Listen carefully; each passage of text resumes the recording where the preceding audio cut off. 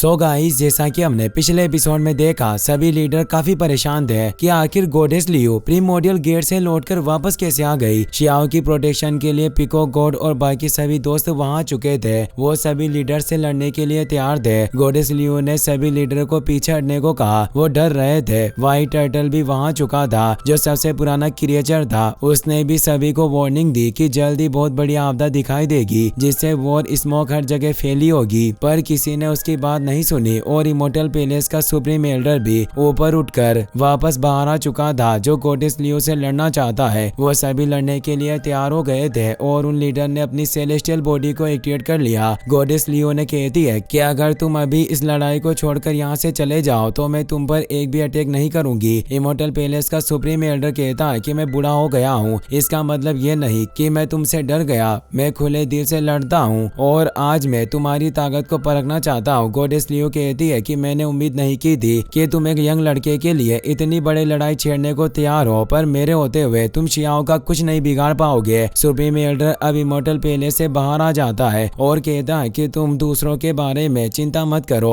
और अब तुम खुद हमारे सामने आ गई हो, इसीलिए अब तुम्हें भी दुख का सामना करना होगा। और वो तेज थंडर एनर्जी के साथ इमोर्टल पैलेस फील्ड से गॉडेस लियू पर अटैक करने बढ़ता है। गॉडेस लियू कहती है कि अगर तुम रुकना नहीं चाहते तो चलो लड़ते हैं, और वो अपनी पावर से कई सारी गोल्डन ब्रांचेस को बाहर निकालती है और उससे पूरे इमोर्टल पैलेस पर अटैक करने लगती है, जिससे पूरी जगह तेजी से हिल रही थी और वो वाइन उस पैलेस को बर्बाद करते हुए जकड़ने लगती है। साथ ही वो उसे नीचे गिराने की कोशिश भी कर रही थी। सभी लीडर इससे डरकर दूर हट जाते हैं। इमोर्टल पैलेस जनरल कहता है कि मेरा ये पैलेस एक ग्रेटेस्ट ट्रेजर है, आखिर ये विलो ब्रांचेस से इतनी जल्दी कैसे नष्ट हो सकता है। तभी इमोर्टल पैलेस के अंदर से तेज एनर्जी निकलने लगती है, जो उन ब्रांचेस को दूर कर देती है और एक रून से गॉडेस लियू पर कई सारे अटैक होने लगते हैं। गॉडेस लियू भी कई सारे लीफ पोर्टल से उन सारे अटैक को नष्ट कर देती है। उनके अटैक इतने फियर्स थे कि सभी लीडर को इससे प्रॉब्लम हो रही थी। अब वो वापस से इमोर्टल पैलेस को ब्रांचेस में जकड़ने लग जाती है और इमोर्टल पैलेस एल्डर कहती है कि तुम खुद यहाँ अपनी मर्जी से आए हो, पर जाओगे तुम मेरी मर्जी से। इमोर्टल पैलेस सुप्रीम अब ब्रॉन्ज बॉक्स को बाहर निकालता है, जिससे तेज स्मोक फैलने लगता है। शियाओ इससे काफी परेशान हुआ। गॉडेस लियू से कहता है कि आपको केयरफुल रहना होगा, ये एक मैजिकल एरोजन टेक्निक है। उस स्मोक की वजह से गॉडेस लियू की सारी ब्रांचेस दूषित होकर सड़ने लग जाती है। इमोर्टल पैलेस एल्डर खुश हो रहा था। वो कहता है कि मेरे इस टेक्निक में धूमिल होने के बाद भागना काफी मुश्किल हो जाता है, जब तक कि तुम्हारा हार्ट पूरी तरीके से डिस्ट्रॉय नहीं हो जाता। वो स्मोक गॉडेस लियू को भी घेर रही थी। अब इमोर्टल पैलेस सुप्रीम बाहर आ जाता है। वो अपने ओरा को फैलाता है। शियाओ को गॉडेस लियू की काफी फिक्र हो रही थी। दाओ भाई उसे हौसला देते हुए कहते हैं कि तुम उनकी इतनी चिंता मत करो, वो विलो गॉडेस है। मुझे उन्हें देखकर पहले ही लग रहा था कि वो शायद इन इमोर्टल पैलेस की टेक्निक से बिल्कुल भी नहीं डरती, जिससे वो तनिक भी चिंतित नहीं हुई। गॉडेस लियू को स्मोक से कुछ नहीं हुआ था, इसलिए इमोर्टल पैलेस सुप्रीम अपनी ह्यूमन इमोर्टल सेलिब्रेशन को एक्टिवेट कर लेता है, जिससे एक जायंट सील बाहर आती है, जिसकी पावर से वो गॉडेस लियू पर अटैक करने लगता है। पर वो अपनी ब्रांचेस से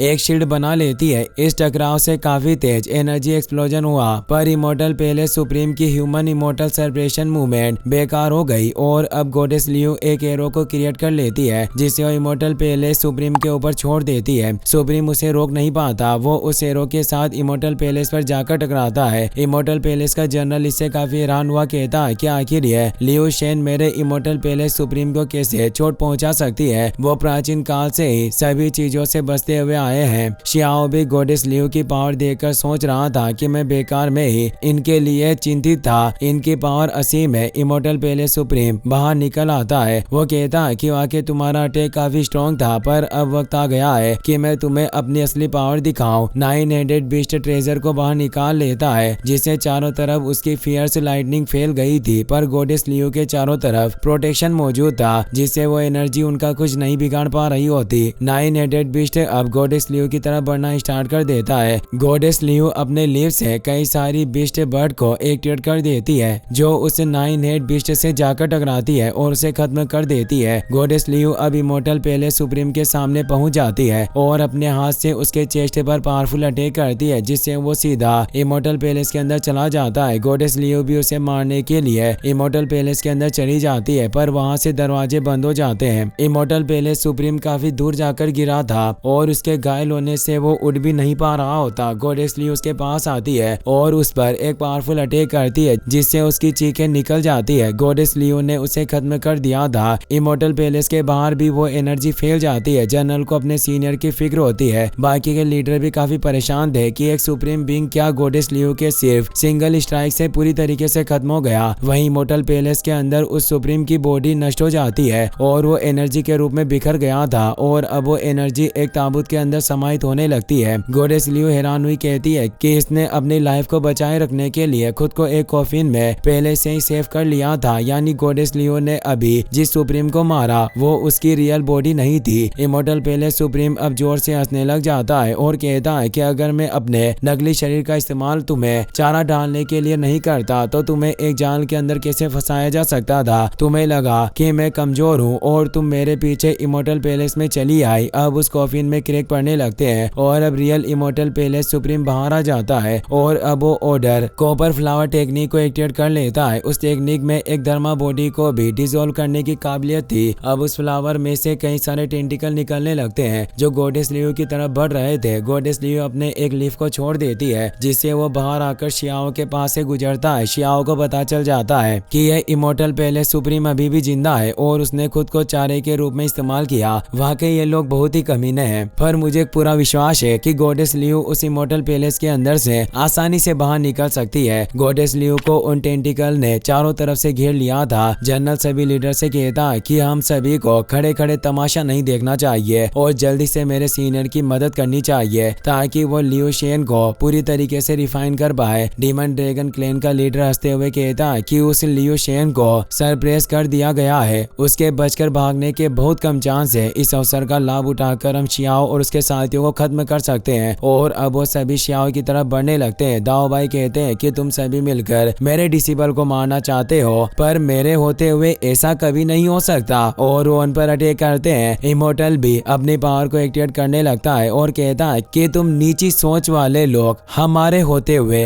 हुआंग को खत्म करना चाहते हो, ऐसा कभी नहीं होगा। हुआंग ने भी अपनी पावर को एक्टिवेट कर लिया था जिससे वो डीमन ड्रैगन पर अटैक कर रहा होता है। सेलेस्टियल ट्राइब का प्रोटेक्टर कहता है कि हुआंग तुम यहाँ अकेले नहीं हो जो सबके सामने लीडर को मारना चाहते हो। तुमने हम सभी क्लैन के लोगों को चोट पहुंचाई, आज मैं तुम्हें मार डालूंगा ताकि मेरे लोगों को शांति मिल सके। वो एक डिवाइन हॉर्न को बाहर निकाल लेता है और इसे शियाओ पर पावरफुल अटैक करने लगता है, पर 8 आर्म्ड क्लैन का एशियन एंसेस्टर मदद करने के लिए आने लगता है और कहता है कि ये यंग फ्रेंड हमारा बेनिफैक्टर है, इसने हमारी जान बचाई। अगर तुम इसे चोट पहुंचाना चाहते हो तो पहले तुम्हें हमसे पूछना होगा कि हम सभी इसके लिए सहमत हैं या नहीं। एशियन एंसेस्टर बाकी क्लैन के साथियों के साथ मिलकर उस हॉर्न को नष्ट करने लग जाते हैं। डेमोनिक ट्री क्लैन का एंसेस्टर कहता है कि तुम अभी सिचुएशन से पूरी तरीके से अनजान हो। क्या तुम वास्तव में चाहते हो कि हमारा एशियन इमोर्टल रियल्म इस हुआंग की वजह से नष्ट हो जाए? और वो कई सारी वाइन्स है उन पर अटैक करने लगता है, पर पीकॉक गॉड उन्हें रोकने लग जाता है और बताता है कि लियो शेन ने मुझ पर काफी दया दिखाई थी। आज मेरे पास मौका है जिससे मैं उनकी दयालुता को चुका सकता हूँ। और वो अपनी पीकॉक बॉडी से उन वाइन्स को दूर कर देता है, पर इस एनर्जी से शियाओ दूर खिसक गया होता है। तभी उस इमोर्टल पैलेस में से सुप्रीम के जोर से हंसने की आवाज आती है। वो कह रहा था कि गॉडेस लियो आज तुम खुद ही मेरे जाल में फंस गई जिससे तुम जल्दी मरने वाली हो और बाहर जो तुम्हारे साथी मौजूद है उसके लिए भी बचना नामुमकिन हो जाएगा। हमारी इस लड़ाई के बाद इस अपर रियल्म को तुम्हारी दयालुता की कोई जरूरत नहीं होगी। वो टेंटिकल अब गॉडेस लियो को मारने के लिए अपने मुंह को खोल लेते हैं जिससे ऐसा लग रहा था कि जैसे गॉडेस लियो हारने वाली हो, पर तभी वो अपने वाइन से एक चुटकी बजाती है जिससे वो वाइन विशालकाय रूप में फैल जाती है और उन सभी टेंटिकल को नष्ट कर देती है। इमोर्टल पैलेस सुप्रीम काफी डर जाता है, पर अब गॉडेस लियो के अटैक से वो पूरा इमोर्टल पैलेस ही तबाह होने लगता है और सुप्रीम घायल हो जाता है, पर वो बचते हुए बाहर आ गया था। इमोर्टल पैलेस एक तेज ब्लास्ट के साथ फट जाता है जिससे सभी लीडर अपनी जान बचाकर भागने लग जाते हैं, पर एनर्जी से वो भी घायल हो चुके थे। गॉडेस लियो उन सभी से कहती है कि क्या तुम इस पुरानी लड़ाई को भूलकर जाना चाहते हो या फिर तुम शियाओ से अपनी शत्रुता को भुला सकते हो, तो मैं तुम सभी को जिंदा छोड़ सकती हूँ। इमोर्टल पैलेस सुप्रीम गुस्से में कहता है कि तुम्हें क्या लगता है तुम हम पर ऑर्डर चला सकती हो और तुम्हारी पावर सर्वोपरि है? ऐसा कभी नहीं होगा। वो अपने जनरल के साथ मिलकर इनविजिबल अंडर हेवन मुंह से